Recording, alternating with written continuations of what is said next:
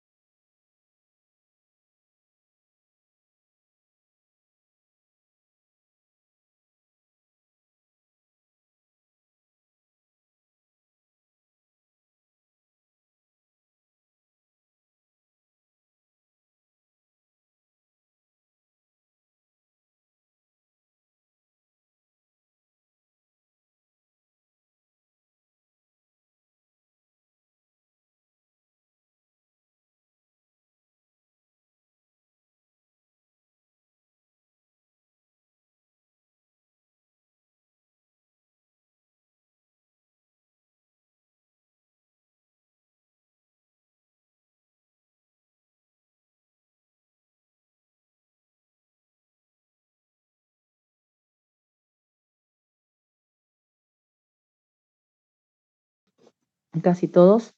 Este tema, doctores, mm, de tuberculosis, ¿ya? Antes de iniciar con la enfermedad, vamos a hablar algunas definiciones. Acá nosotros tenemos en esta imagen unos apuntes, ¿no es cierto?, con lo que necesitamos en forma general. Pero hay algunas definiciones. Por ejemplo, tuberculosis presuntiva, nosotros manejamos ahora, ¿eh? La tuberculosis presuntiva se refiere a un paciente que ya presenta síntomas o signos sugestivos de tuberculosis. Anteriormente nosotros conocíamos como sospechoso de tuberculosis, ya no manejamos esta nomenclatura, es tuberculosis presuntiva. Dentro de los casos de definiciones tenemos caso de tuberculosis bacteriológicamente confirmado, que es todo aquel que tiene una muestra, todo el paciente que tiene una muestra biológica positiva por baciloscopía. Puede ser también cultivo, puede ser una prueba rápida molecular, que es la famosa GenExpert, o sea, que tenga una prueba positiva. Todos estos casos que son positivos deben ser notificados, así que es una enfermedad para notificación, como rabia también hemos visto, ¿verdad? Caso de tuberculosis clínicamente diagnosticados es otro tipo de caso de tuberculosis, los pacientes que han sido diagnosticados con tuberculosis, pero por un método que lo ha utilizado un médico, ¿no es cierto? Entonces, este médico que ha diagnosticado mediante la clínica, antecedentes, el contacto del paciente, o sea, lo ha diagnosticado y ha decidido iniciar con este paciente un ciclo completo de tratamiento, ¿ya? Esto puede ser también casos que han sido diagnosticados mediante la clínica y también con algunos exámenes de apoyo como rayo X, ¿no es cierto? O también otros laboratorios que no sean específicos, ¿ya? Dentro también en definiciones vamos a tener tipos de tuberculosis. Solamente hay dos tipos, tuberculosis pulmonar y tuberculosis extrapulmonar. Hablemos de pulmonar, lo que vamos a hablar ahora, que es justamente los pacientes que presentan cualquier, ¿no es cierto?, caso bacteriológicamente confirmado, clínicamente diagnosticado de tuberculosis, que implica todo el parénquima pulmonar o el árbol tráqueo bronquial, ¿no es cierto? Entonces, eso es tuberculosis. Pacientes, bueno, en este caso pulmonar. La tuberculosis extrapulmonar, también todos los casos que son bacteriológicamente confirmados, clínicamente diagnosticados con tuberculosis, pero esto ya involucra lo que son otros órganos, sea en este caso órganos que no sean pulmones, ¿no? Estamos hablando de pleura, estamos hablando de ganglios linfáticos, abdomen, todo lo que es tracto genitourinario, puede ser la piel, articulaciones, huesos, meninges, todo. Solo dos lugares no hay tuberculosis, cabellos y las uñas. Los demás, todo hay tuberculosis extrapulmonar, ¿está bien? En esto también vamos a encontrar los pacientes que son pacientes nuevos, o sea, pacientes que nunca han sido tratados, nunca han sido diagnosticados anteriormente con tuberculosis. Ya nunca han utilizado ningún fármaco antituberculoso. Pacientes que son previamente tratados, o sea, lo que han recibido tratamiento, han sido diagnosticados, han recibido un tratamiento, este tratamiento ha estado menos de un mes, ¿no es cierto? Con el tratamiento, perdón, más de un mes con el tratamiento, un mes con el tratamiento. ¿Ya? Esos son pacientes previamente tratados. Podemos encontrar también los pacientes con fracaso, que son todos aquellos pacientes previamente tratados con tuberculosis que en su tratamiento presentó un fracaso al final, ¿no?, del tratamiento más reciente. Pacientes con alguna recaída han sido previamente tratados por tuberculosis, han sido declarados curados o el tratamiento ha sido realizado hasta el final, ¿no es cierto? Un tratamiento completo y al final del último ciclo de tratamiento son diagnosticados con un episodio recurrente de tuberculosis. Entonces es un paciente con recaída. ¿Ya? Hasta aquí está bien. Es un paciente con total recaída. Perfecto. ¿Qué más nosotros necesitamos saber en forma general de tuberculosis? ¿Ya? Es que la tuberculosis es una, ahora hablando de definición, ingresando al tema, porque hemos hablado de las definiciones que te puedo preguntar. Esto vamos a tener acá lo que son los pacientes. Vamos, creo que hay alguien en sala de espera, lo voy a aceptar antes, ¿ya? Bueno, la tuberculosis es una enfermedad, como vemos en esta imagen de definición, ya es una enfermedad infectocontagiosa. Esta tiene una evolución crónica, prevenible y curable. Listo, eso es tuberculosis. Enfermedad, es una enfermedad infectocontagiosa de evolución crónica, prevenible y curable. La etiología es el Mycobacterium tuberculosis. Generalmente esta va a afectar a los grupos que son socialmente vulnerables, ¿no es cierto?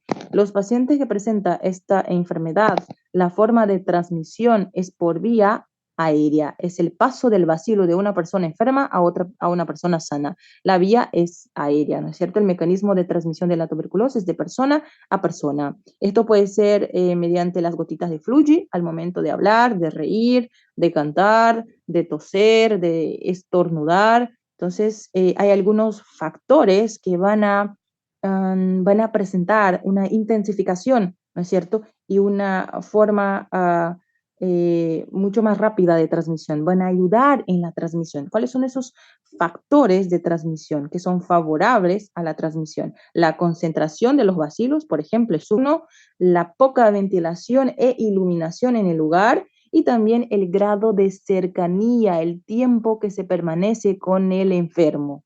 ¿Está? Estos son los factores favorables para la transmisión. Este paciente va a presentar, puede cursar con la infección tuberculosa o con la enfermedad tuberculosa. Paciente que presenta infección es el periodo en el cual el Mycobacterium tuberculosis, ¿no es cierto?, el bacilo de Koch, ingresa en contacto por primera vez con una persona sana. Esto es una primo-infección tuberculosa. Luego la persona, el organismo, va a desencadenar una respuesta de defensa del sistema inmunológico, ¿no?, del paciente que está en contagio.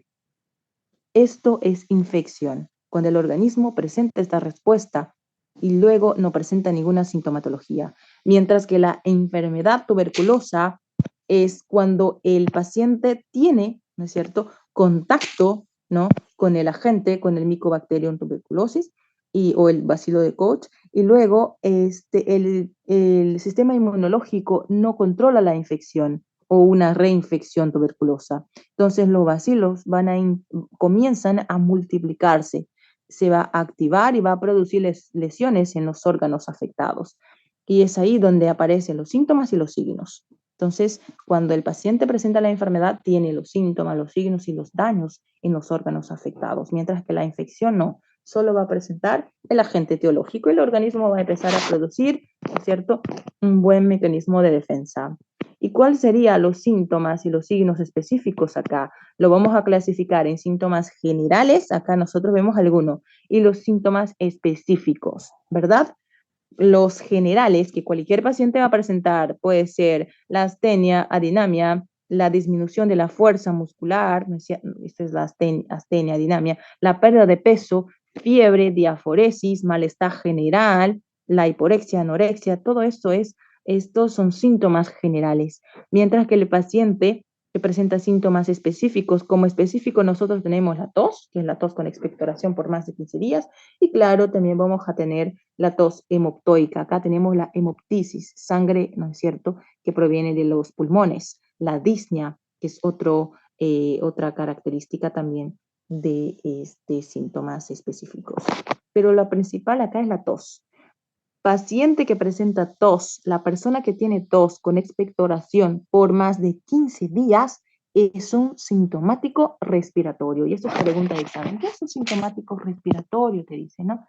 Y ustedes ya saben. Y a todo paciente con diagnosticado con tos con expectoración por más de 15 días, es un sintomático respiratorio, hay que pedir vaciloscopía. ¿Está bien? Y acá nosotros tenemos, ¿no? Los síntomas que vemos acá. Estos son síntomas, ¿no?, generales y síntomas específicos. Lo he separado para que ustedes sepan también, por si les pregunta. Claro que pueden hablar directamente con los síntomas, como vemos acá, todo junto, sin especificar. Pero si el doctor te pregunta, ya lo sabes. ¿Qué es lo que hacemos? Hay un flujograma del sintomático respiratorio que nos dice que todo paciente y toda persona que presenta tos con expectoración por más de 15 días, tenemos que solicitar una vaciloscopía seriada, ¿no es cierto?, de esputo. Si esta vaciloscopía sale positiva, pues nosotros iniciamos el tratamiento con este paciente de una vez. Si el paciente presenta una vaciloscopía no positiva pero presenta síntomas, entonces vamos a realizar un tratamiento con antibióticos por 10 días, que no sean las quinolonas, pero puede utilizar ustedes cefalosporina de tercera generación, puede utilizar los macrólidos, ¿no es cierto?, las penicilinas, y luego, cuando el paciente presenta mejoría del cuadro clínico, damos de alta a este paciente. Si es que no presenta de mejoría del cuadro clínico, entonces nosotros tenemos que notificar, ¿no es cierto?, solicitar este cultivo de las secreciones y referir a según nivel, según tercer nivel. ¿Ok? Entonces, eso sería nuestra conducta. ¿Cómo vamos a diagnosticar a un paciente con tuberculosis? Pues nosotros lo primero que hacemos es la clínica para ver si este paciente es un sintomático respiratorio. Listo. Sabemos la clínica, lo hemos clasificado como sintomático respiratorio. ¿Qué les dije que tenemos que hacer con todo sintomático respiratorio? Vaciloscopía, así de simple. Entonces, el diagnóstico, utilizamos el método clínico, ¿ya? Lo cual nosotros tenemos que saber todos los antecedentes, el motivo de consulta, la historia del paciente. Y pedimos, clasificamos como sintomático respiratorio, pedimos vaciloscopía.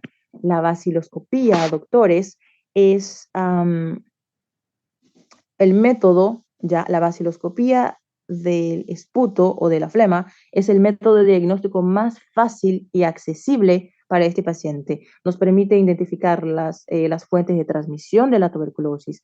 Este examen se realiza en microscópico, es un examen microscópico directo de una muestra de expectoración, lo cual ha sido extendida, ¿no?, sobre el portaobjetos y teñida mediante la técnica de Ziel-Nielsen. Esa es la técnica que utilizamos para teñir, ¿no es cierto? Y lo cual nosotros vamos a observar los bacilos. Bacilo ácido algo resistente, los BAR.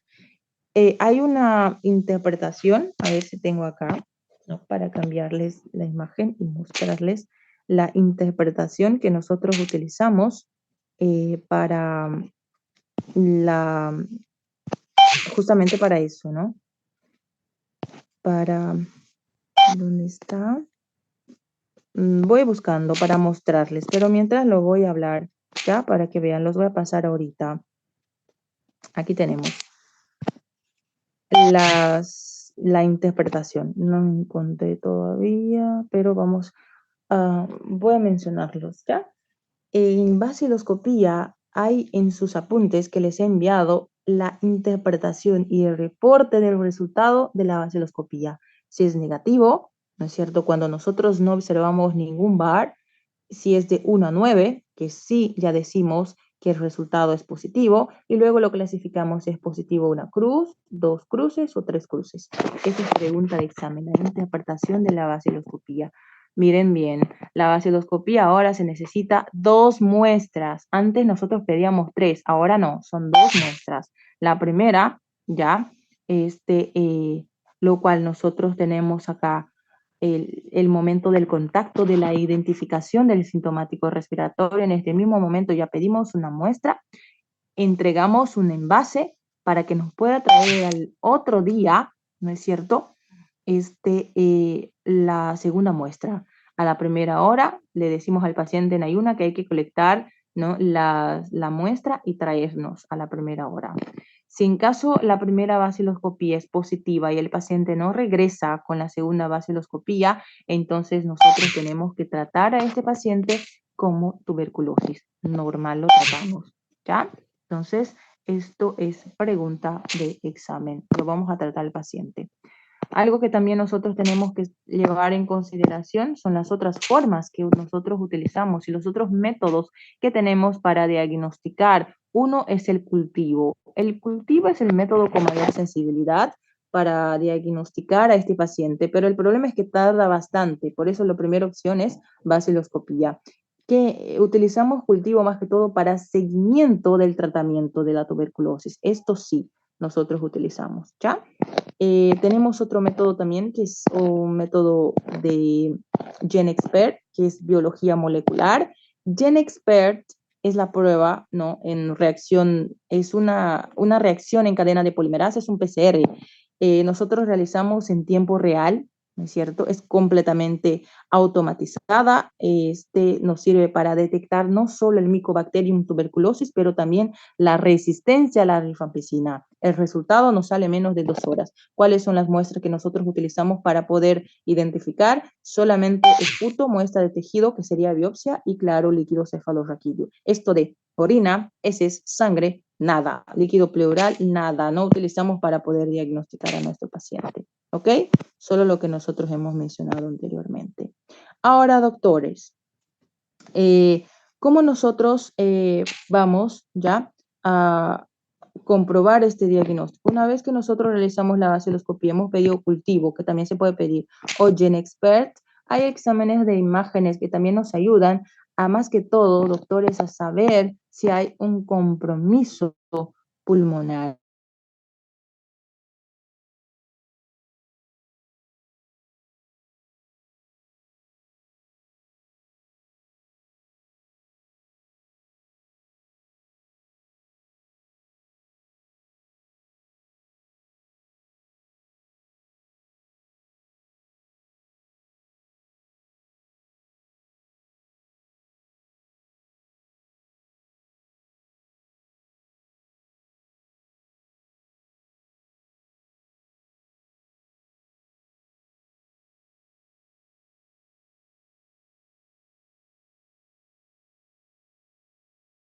Afección pulmonar. Lo mismo nos sirve para una tomografía.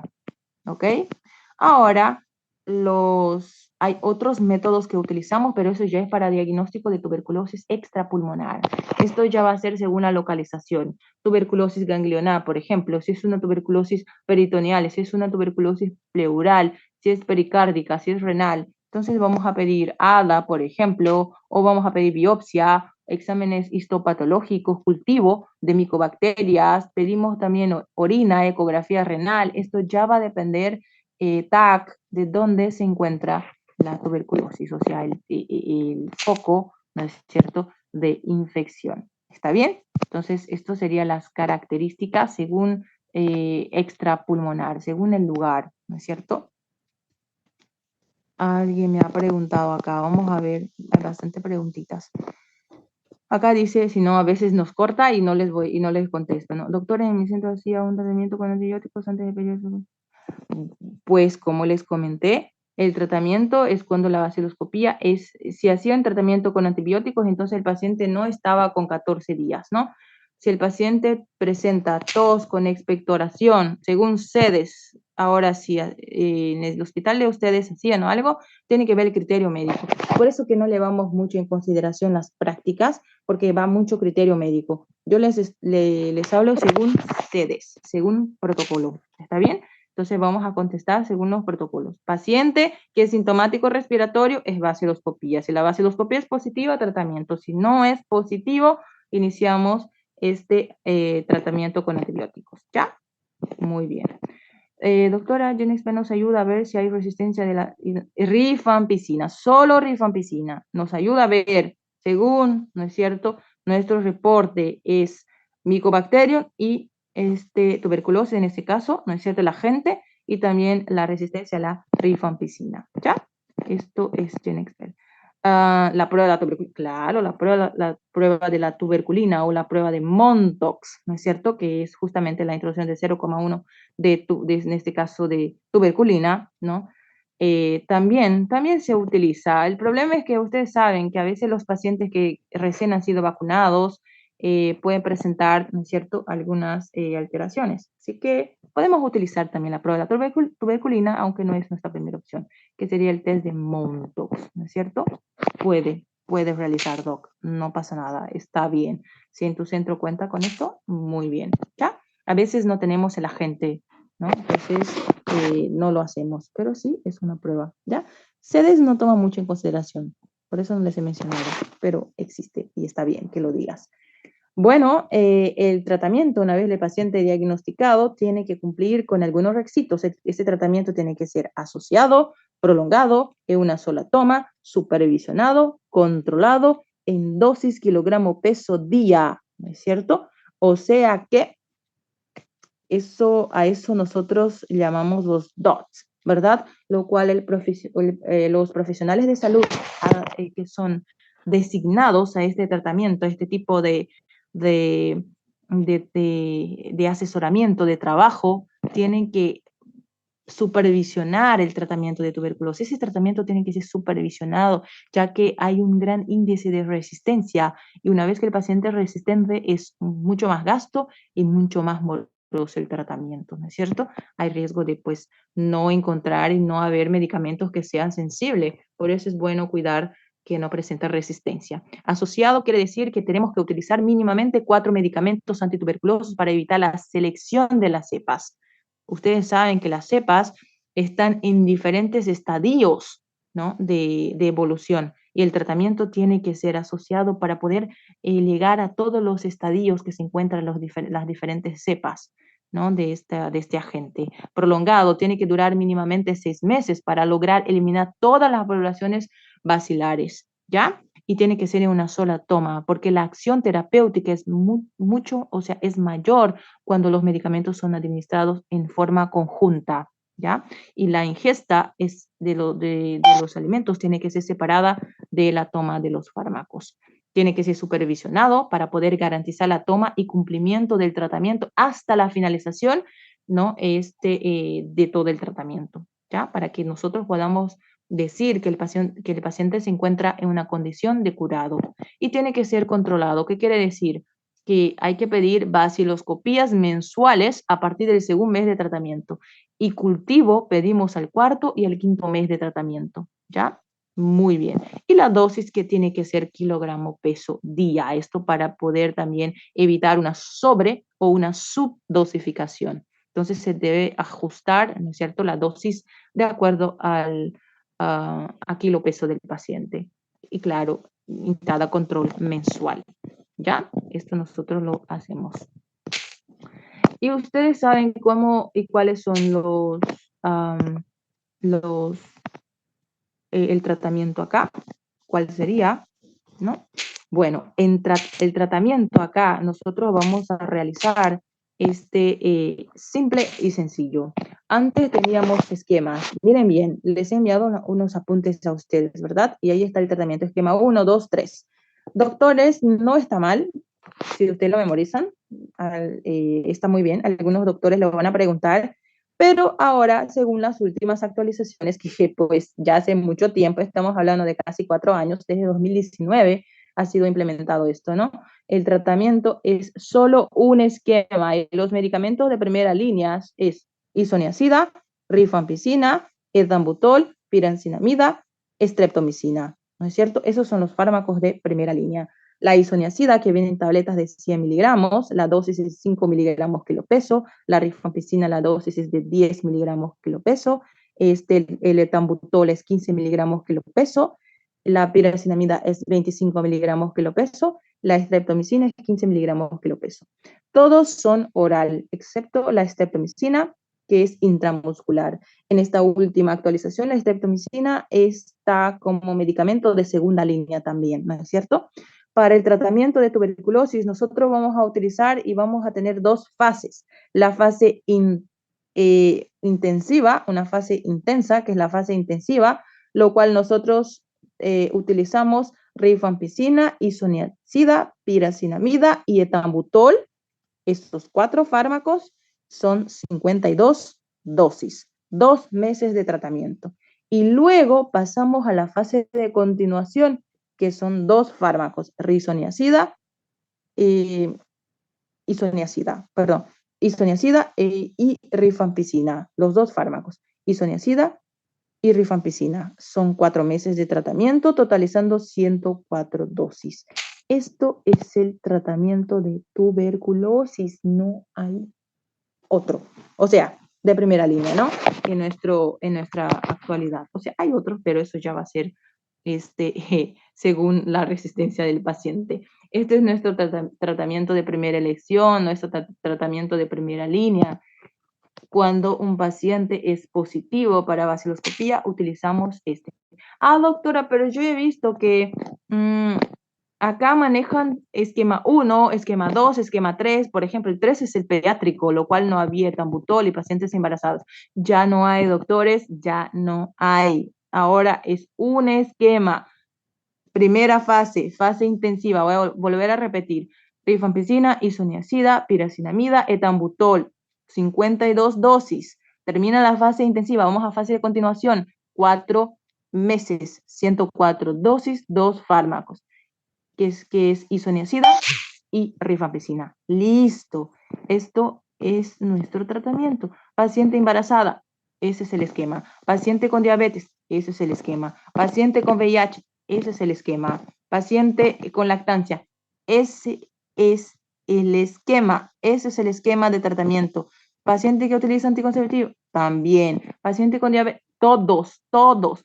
¿Cuál es el tratamiento de una meningitis tuberculosa? Lo mismo, todo es lo mismo. La diferencia es que prolongamos. Algunos van a durar 12 meses, otros 8 meses, otros 6 meses, ¿no es cierto? Como lo vemos acá.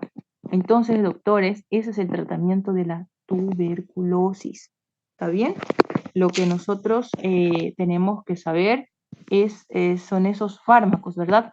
Ahora, si el paciente presenta resistencia a los fármacos, si el paciente presenta fracaso, por ejemplo, si el paciente presenta fracaso o al primer mes, al segundo mes, nosotros pedimos baciloscopía y es positivo, nomás nosotros vamos a intensificar la primera fase, ¿no? Con los 4 medicamentos. Entonces, lo que era antes 52 dosis va a pasar a ser 78 dosis, o sea, aumentamos, pero nosotros utilizamos este esquema como el único esquema de tratamiento. Si este paciente no presenta mejoría del cuadro clínico, es un paciente que presenta resistencia o no ha presentado mejoría, entonces, ¿qué es lo que hacemos nosotros? Vamos a notificar a sedes y sedes va a enviar, ¿no es cierto?, a tercer nivel, porque son pacientes que van a estar internados y van a ir a otros fármacos de resistencia. En este caso sería las quinolonas, por ejemplo, o sea, otros fármacos, según el cultivo también. Entonces, nosotros tratamos al paciente de primera línea, ¿no? Con fármacos de primera línea. Ojo, la medicación de los niños es lo mismo, lo que cambia son las dosis, es un poquito más. Por ejemplo, la isoniazida, 10 miligramos kilo peso. La rifampicina, 15 miligramos kilo peso. Piracinamida, 35 miligramos kilo peso. Y el etambutol, como hay dosis pediátrica, va a ser 20 miligramos kilo peso. ¿Está bien? Entonces, estos son los fármacos que nosotros utilizamos tanto para los pacientes pediátricos como para pacientes, pacientes con adultos también. ¿Ok? Hasta acá estamos bien. Muy bien. ¿Qué es lo que nosotros tenemos que saber? Uno, las formas de prevención de la tuberculosis. Vacuna BCG, la vacunación con BCG. En este caso, la vacuna, ¿no?, con BCG es una primoinfección. Esta es una primoinfección dirigida y controlada. ¿Cómo, qué se dice BCG? Que significa bacilo de Comet-Guerin, ¿no ve? Entonces, esta cubre el PAI, es una prevención efectiva, es de 65 a 85% para tuberculosis graves, ¿no? Meningia y miliar, ¿ya? Entonces, pregunta de examen, hasta los 5 años se puede vacunar el niño. Otra forma de prevención es garantizar la detección oportuna y la curación de los adultos que están enfermos de tuberculosis. Entonces, hay que controlar el contacto. Y claro, también vamos a tener acá, ¿no es cierto?, nuestro diagnóstico para los pacientes pediátricos, lo cual le vamos a cambiar de imagen.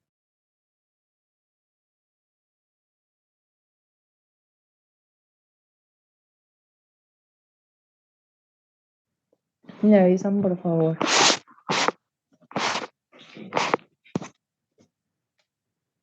Bien, creo que estamos casi todos. Miren, yo estaba aprovechando para buscar las imágenes de las dosis, ¿ya? Pero no la encontré acá. No se preocupen, yo qué voy a hacer va a ser, voy a...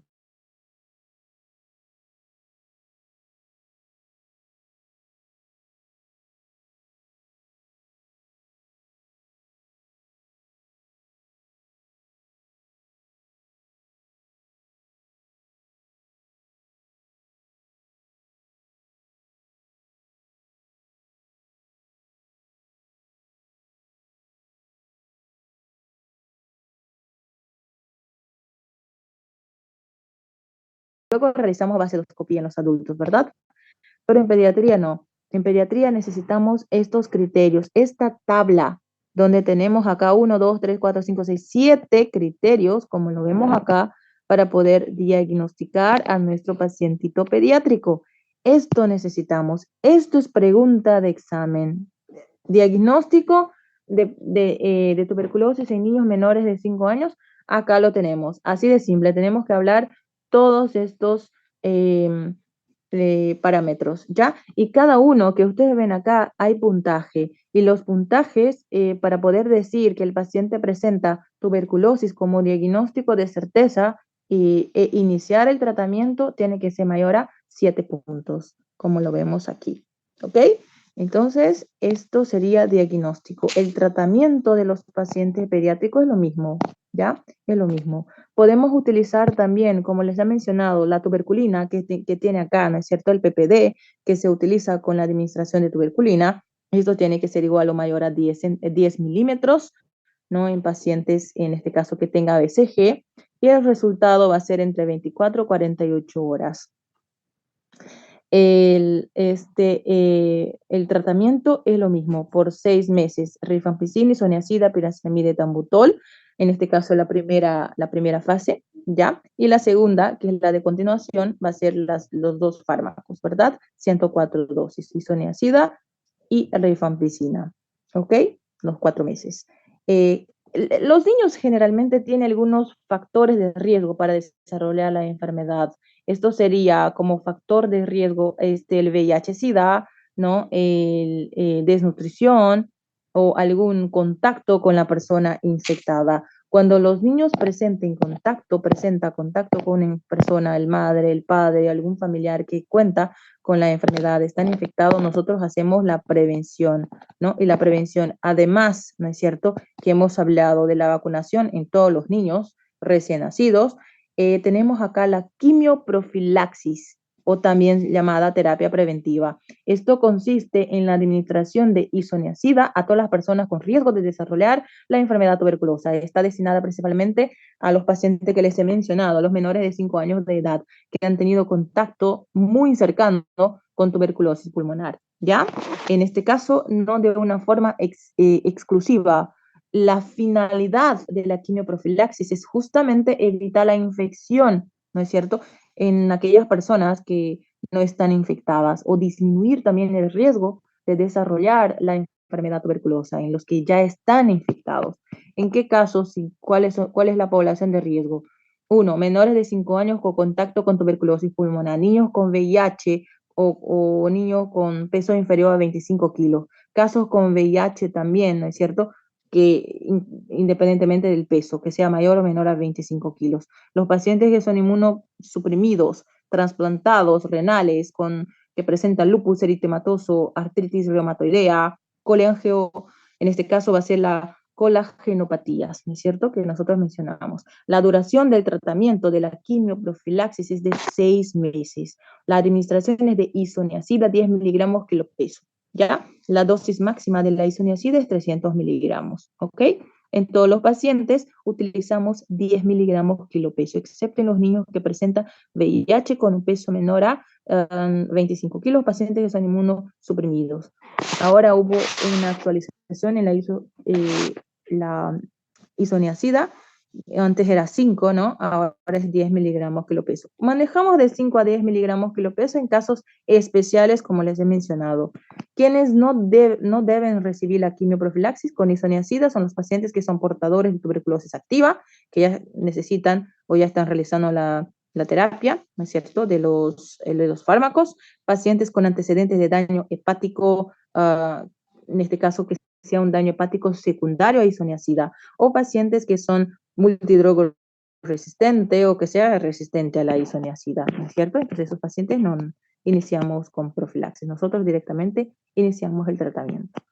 ¿Han entendido hasta ahora? Hay una nomenclatura que es la clasificación que utilizamos basada en la resistencia a los medicamentos. Pacientes que son monoresistentes, consideramos todos los pacientes que sean resistentes a un solo medicamento antituberculoso de primera línea, ¿ya? Sea rifampicina, isoniazida, etambutol, o sea, un fármaco es monoresistente. Poliresistentes son los pacientes que presentan resistencia a más de un fármaco antituberculoso y que en este fármaco sea isoniazida y rifampicina a la vez, ¿ya? O sea, que no sea esos dos fármacos a la vez. Puede ser isoniazida y otro fármaco, puede ser rifampicina y otro fármaco que no sea isoniazida. Esos son poliresistentes. Los multidrogos resistentes son los pacientes que presentan resistencia a la isoniazida y a la rifampicina a la vez. Esos son multidrogo resistentes.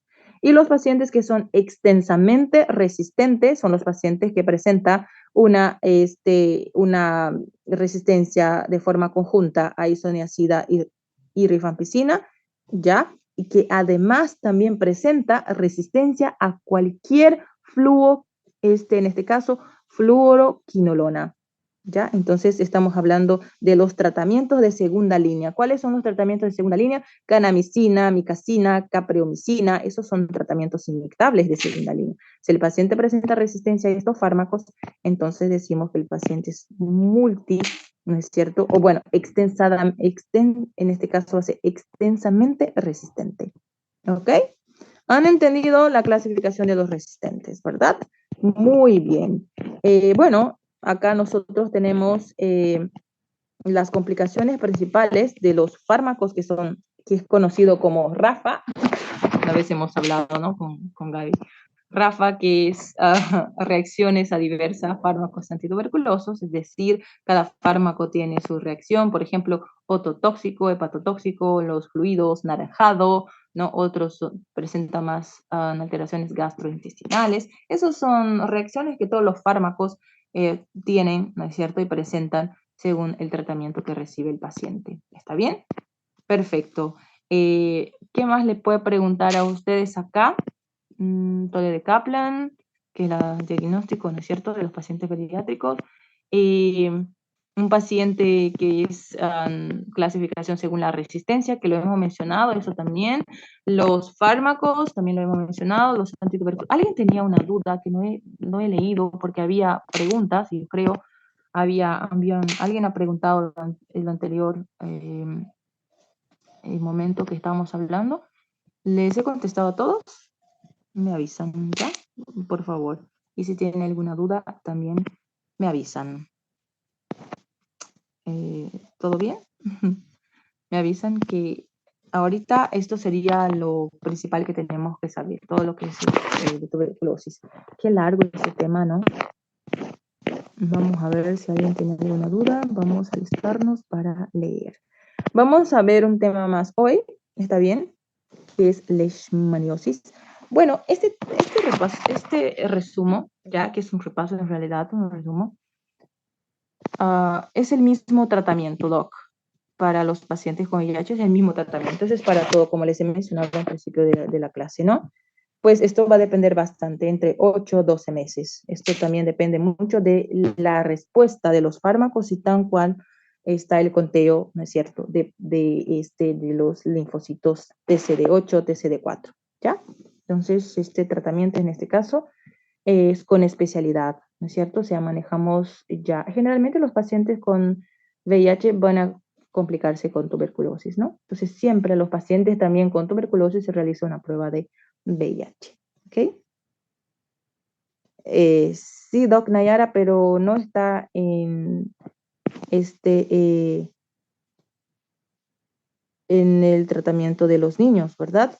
¿Cuáles son los fármacos de primera línea en el tratamiento? O sea, que hacemos en la primera fase es isoniazida, rifampicina, etambutol y piracinamida. Estos son los fármacos. Este no está en ninguna de las no está en ninguna de las opciones, ¿no? Tanto la fase de continuación como la fase intensiva no está.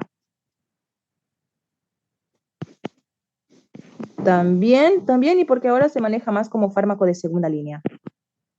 ¿Ya? Los dos. Está muy bien. ¿Ok? ¿Alguna otra duda? De nada, amorcito. Ya, este tema en realidad los voy a dar porque pues está en el cronograma nuestro, ¿no? Pero del examen de grado, no. ¿Está bien?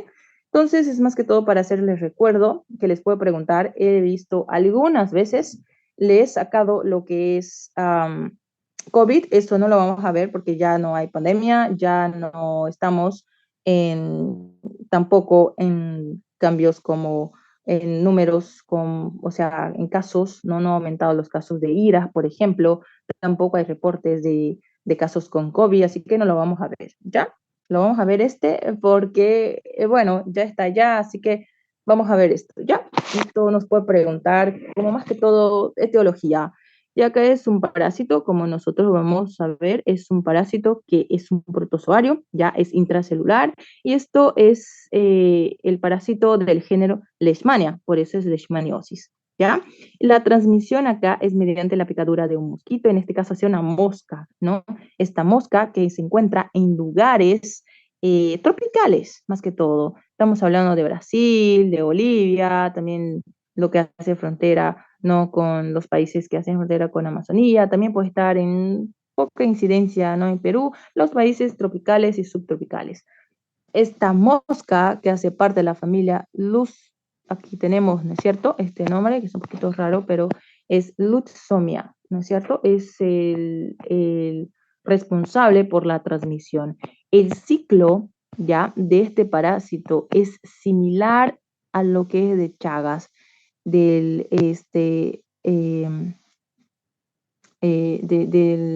parásito, ¿no es cierto?, que se va a encontrar en el intestino del vector y luego recién va a la vía hemática. Y en la vía hemática tenemos los amastigoste, ¿no es cierto?, que se van a transformar justamente en promastigoste, como vemos acá. Luego para ingresar otra vez, ¿no es cierto?, van a migrar hasta lo que es la región del intestino, en este caso del mosquito, para poder ser liberado en la vía hemática del portador, en este caso del paciente, ¿ok? Del humano, ¿ya? Entonces es bien parecido.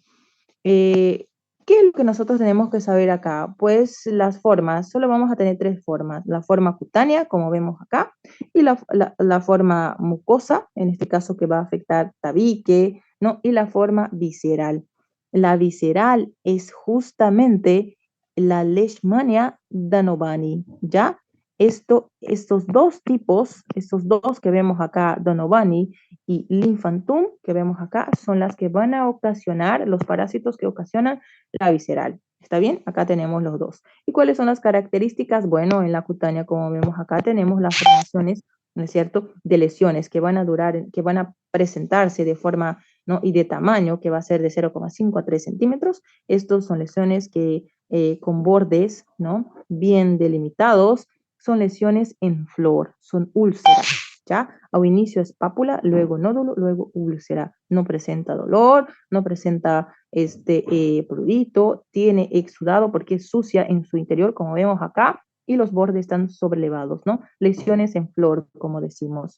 Pues esto tiene un periodo de aproximadamente casi un año y medio aproximadamente, puede durar estas lesiones, ¿verdad?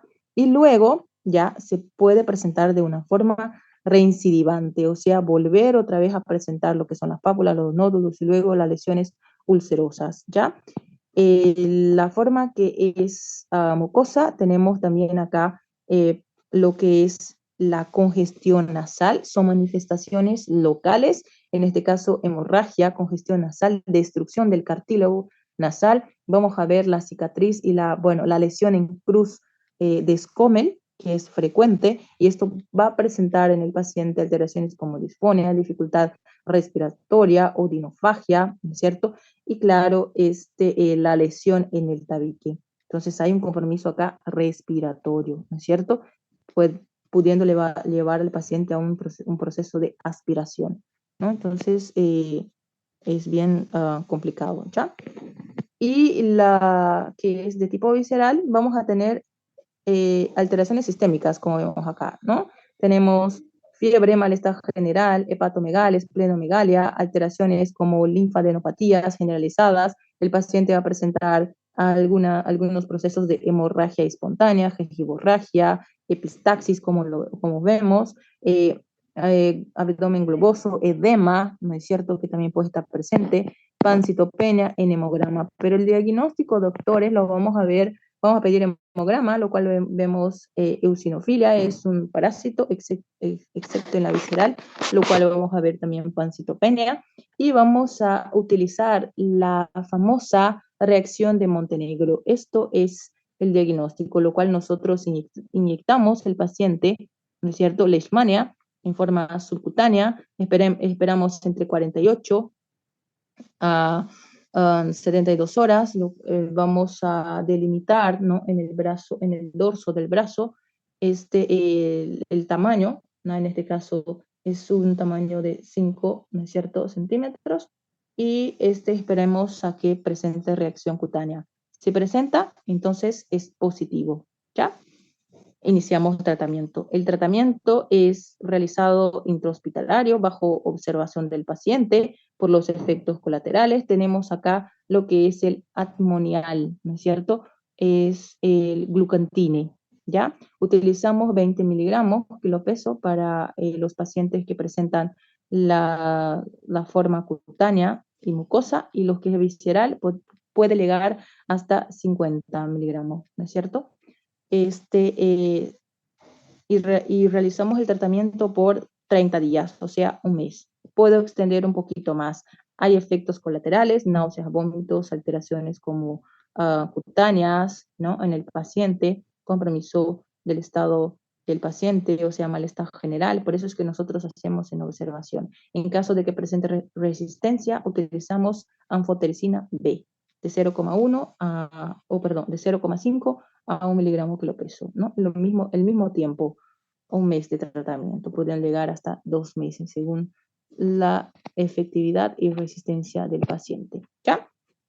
Muy bien, esto sería lo que nosotros tenemos que saber de esto, de este tema. Es pregunta de examen también, ¿ya? Ahora vamos a cambiar de tema porque hoy día nosotros vamos a terminar programas, ¿está bien? Vamos a cambiar de tema, ¿ya? Y vamos a ver acá VIH. Eso sí, es un tema muy importante también. Aquí lo tenemos, ya vamos a hablar de VIH. Qué interesante, ¿no? Esto es más que todo, acá tenemos más que todo estructuras virales, ¿ya? Vamos a cambiar un poquito de imagen. Esta está súper buena. Acá tenía otra imagen. Ah, esta. Esta está buena. Mira, qué interesante. Porque acá nosotros tenemos la diferencia de VIH, de SIDA, VIH y SIDA, que son totalmente diferentes, y también el virus, ¿ya? ¿Qué es lo que nosotros tenemos que saber? Esto sí, eso también es muy importante. Como les he mencionado, hay lugares, regiones que son totalmente centros de pacientes con VIH. Por ejemplo, los que van a dar en Colcapirua, hay muchos pacientes. Allá es centro de VIH, ¿no es cierto? Hospital México también es centro de VIH, o sea, hay muchos pacientes con VIH. No es un centro específico, pero hay muchos pacientes. Y eso se debe a que hay una gran incidencia, un aumento en la población de esos pacientes, ¿ya? Con VIH. Entonces les he dicho que, no sé si les he mencionado, pero el diagnóstico en Cochabamba ahora se ha aumentado el incremento. Imagínense, 6 casos día diagnosticados de VIH. Son hartos, ¿verdad? De entre ellos hay pacientes embarazadas también, ¿ya? Y aquí lo tenemos.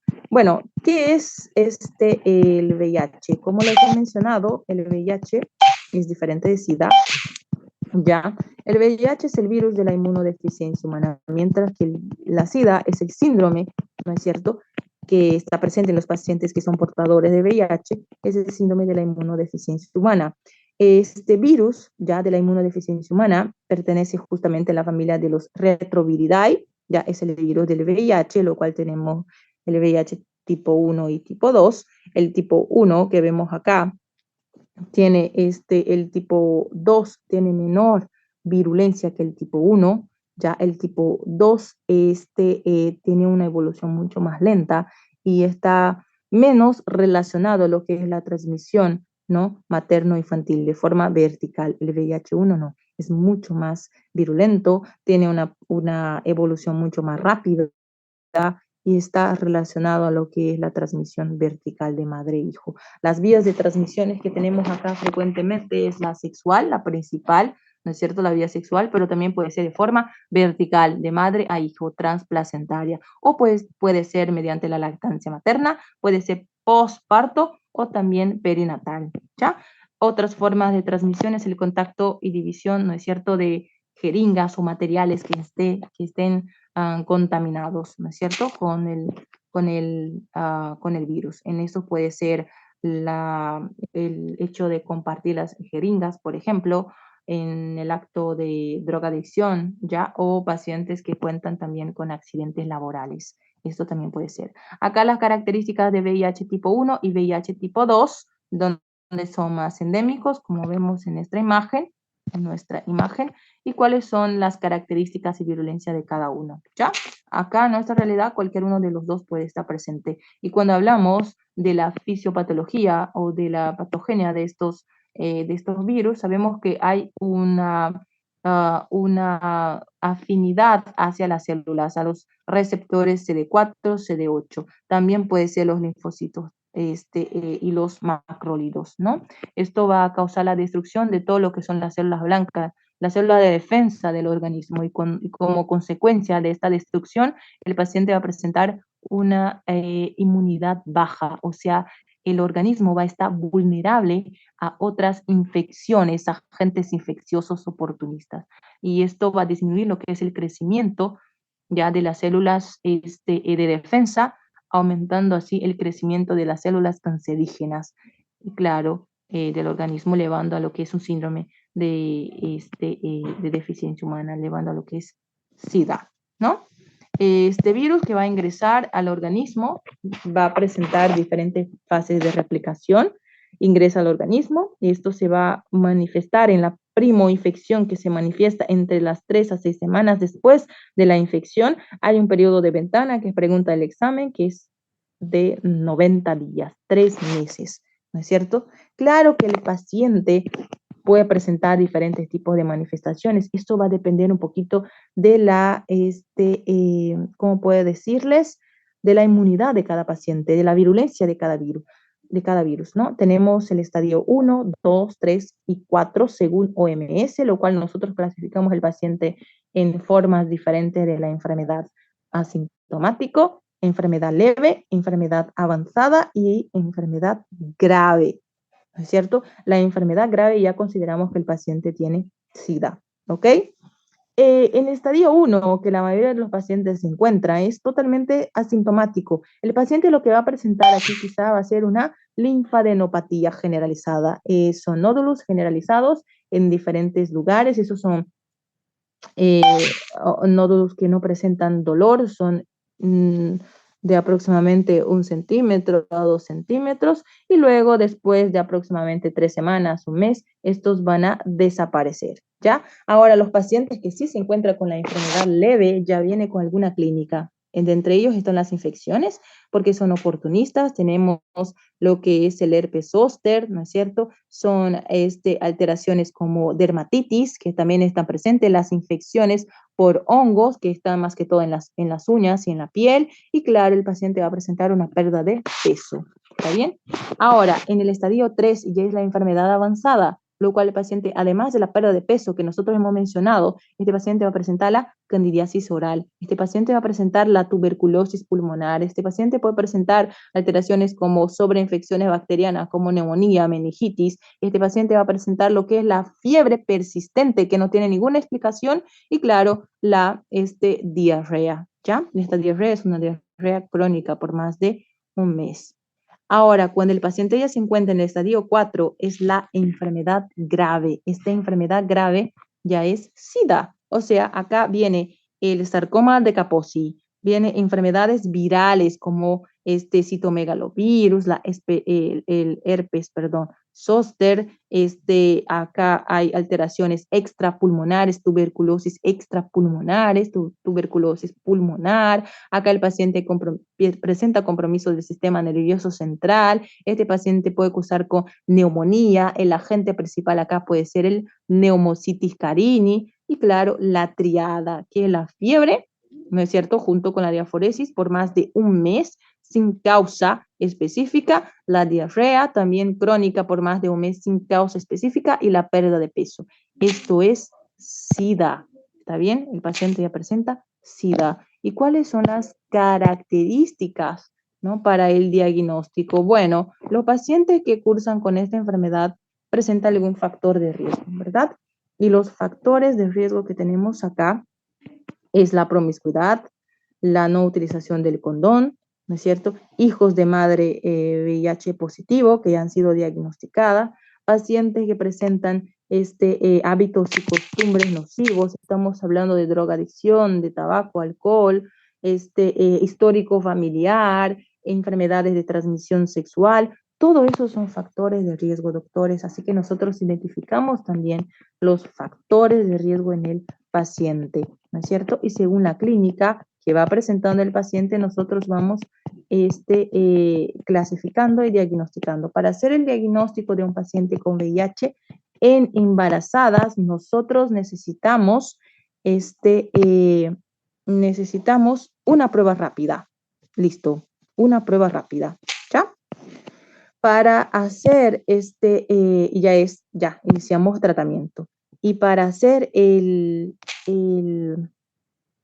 diagnóstico en los pacientes según OMS, cualquier paciente que presenta clínica y factor de riesgo, nosotros pedimos 2 pruebas rápidas, ya, de laboratorios distintos, marcas distintas, que tengan el mismo resultado positivo. Comprobamos con ELISA. ¿Está bien? Entonces podemos utilizar la prueba rápida, podemos utilizar ELISA, podemos utilizar aislamiento del virus, podemos pedir al paciente serología viral, ¿no es cierto?, para poder así también diagnosticar a nuestro paciente. Ya no utilizamos Western blot, ¿ok? Western blot ya no lo utilizamos como diagnóstico.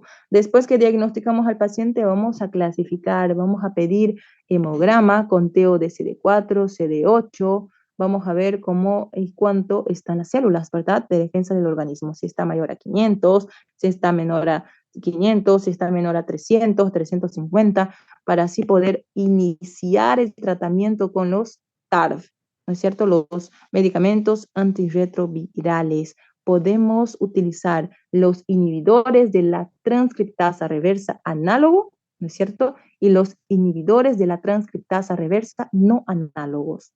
O sea, hay grupos.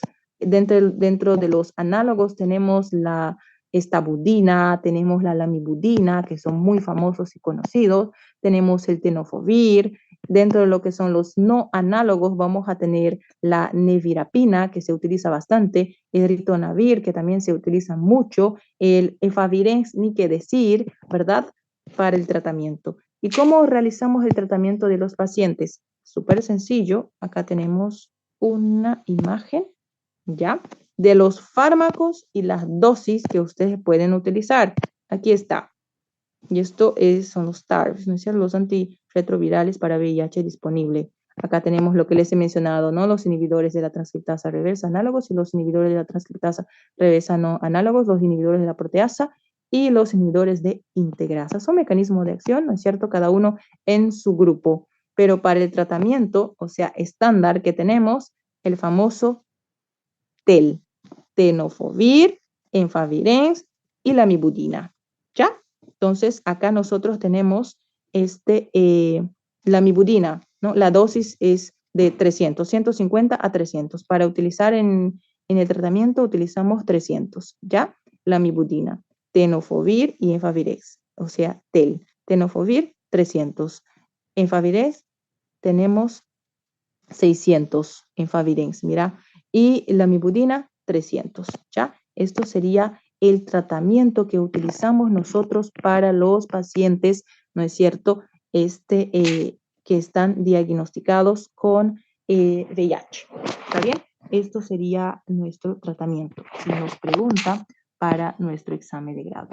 Ahora, acá la doctora nos tiene la pregunta. Vamos a ver quién nos tiene preguntando. Sí, la prueba es una prueba. Paciente que llega, no tiene ningún control prenatal. Eso es un caso clínico, ¿no? No tiene ningún control prenatal. ¿Cómo vamos a diagnosticar? Nosotros siempre, con o sin control, pedimos una prueba de embarazo una prueba de VIH cuando nosotros estamos haciendo, ¿no es cierto? La admisión de la paciente, cuando está en dilatantes, cuando está en sala de parto, cuando llega en expulsivo, tenemos que pedir una prueba rápida. La prueba positiva es diagnóstico. ¿Qué vamos a hacer? Vamos a iniciar el tratamiento de la paciente si es que se encuentra embarazada para poder disminuir el riesgo y si tenemos tiempo. Y pues si está en periodo expulsivo, utilizamos la mibudina, ¿no es cierto? En la paciente como dosis, ¿no? Sí, para el embarazo es el mismo. Ahora la dosis de ataque que utilizamos en este caso va a ser la mibudina. También podemos utilizar en las pacientes, ¿no es cierto? Efavirenz, también si cuenta el hospital. La nevirapina en los pacientes pediátricos, ¿no? Podemos administrar como dosis una vez que el paciente pediátrico ha nacido de un parto expulsivo sin ningún control, lo cual la paciente en la prueba rápida ha sido positiva. Ahora, si el paciente, si la madre ha realizado todo el tratamiento durante el embarazo, pues nosotros vamos a tener que solamente seguir con las medidas, ¿no? Medidas de, ¿cómo puedo decir? De prevención, en este caso de seguridad, no lactancia materna, hasta que esté confirmado si este niño es VIH positivo o no, ¿verdad? Entonces, nada lactancia materna. Y pues seguimos con el tratamiento en este caso, ¿no? Para el paciente o para la mamá. Wow, vamos a ver las preguntas. Voy a ir desde el inicio ya. Vamos a ver, ¿todo bien? ¿Todo el paciente con VIH? Ya has preguntado.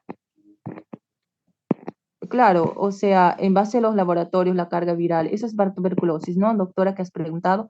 Sí, los receptores CD4, CD8, todo lo que son la serie blanca, serie roja, todo depende si este paciente está compensado o no, ¿no? El tratamiento para seguir. Hay pacientes que no están utilizando inmunosupresores como los antirretrovirales y esto disminuye lo que es la inmunidad del paciente también. Entonces eso va a depender, ¿cierto? Cada paciente en VIH muy, es muy específico para cada paciente. Doc, la estreptomicina. Ah, ya, esto ya les he dicho, ¿no? Embarazo, sí, también, una prueba rápida. Sí, el tratamiento del TEL. ¿Cuándo se inicia el tratamiento en pacientes? Bueno, cuando ese paciente es diagnosticado, una vez que el paciente no ha recibido en la madre, la madre no ha recibido el tratamiento, entonces tenemos que iniciar el tratamiento una vez que el niño ya esté con vida intrauterina, o perdón, extrauterina, ¿no es cierto?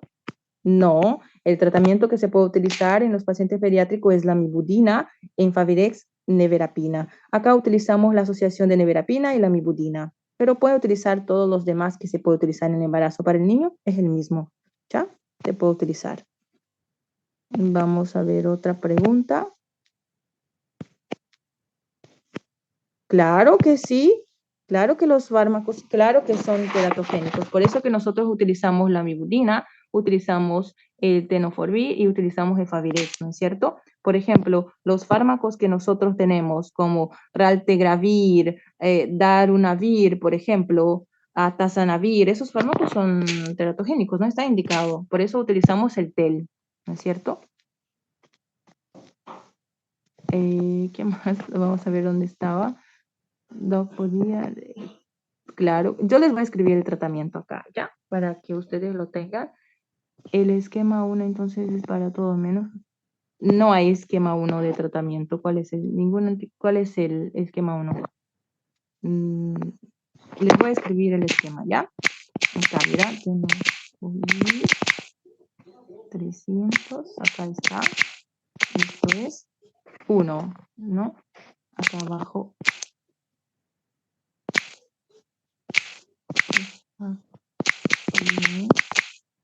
600. Y acá tenemos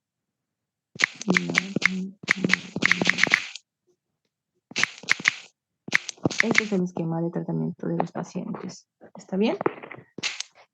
De los pacientes, ya que están diagnosticados. ¿Está bien? Hasta ahí ustedes han entendido, ¿verdad? Hasta ahora los pacientes que están diagnosticados con VIH utilizamos este tratamiento. ¿Ya? Ahora, ¿cuál es la diferencia? Los fármacos que se puede utilizar en la paciente embarazada, la mibudina, ¿no es cierto? Enfaviren se puede utilizar, el tenofovir, todo eso también se puede utilizar en la paciente embarazada y puede recibir este tratamiento en el embarazo. En realidad, tiene que recibir, ¿no es cierto? Porque esto va a disminuir el contacto, ¿no? O el riesgo que tiene el niño, ¿ya? De presentar el VIH. Y luego nosotros iniciamos, ¿no? Con las medidas generales, siempre y cuando la madre haya realizado el tratamiento. Entonces, en los adultos podemos utilizar el tenofovir, podemos utilizar el TEL, ¿no es cierto? Que hemos mencionado. En el embarazo está la acidobudina, la lamivudina, lopinavir y rinotavir como los principales, ¿no es cierto? En los niños, sidobudina, nevirapina como los principal cuando la madre tiene un mal control prenatal. Y es en esto, Gabriela, que nosotros, en estos pacientitos que nosotros iniciamos de inmediato, en el niño que tiene una madre con buen control prenatal, la sidobudina. O sea, sidobudina, nevirapina en los pacientes que no han estado con control prenatal, ¿no? Es parto explosivo sin control. En los niños que tienen buen control, sidobudina. De inmediato nace y nosotros tenemos que iniciar el tratamiento y no vamos a esperar más. ¿Está bien? ¿Han entendido? ¿Alguna otra duda? Y esos fármacos que les he enviado acá con dosis familia tienen que memorizarlo. Eso es básico. Ya todo lo que nosotros hemos hablado están acá y lo que nosotros no hemos hablado es que no es primera opción, no utilizamos como tratamiento básico, ¿entendieron? De este niño, ¿ya? O de la madre, de todo. ¿Han entendido, doctores? Ya, yo les voy a enviar, no se preocupen, pero han entendido, ¿no es cierto? Me confundí de primera. ¿En qué te confundiste, Doc?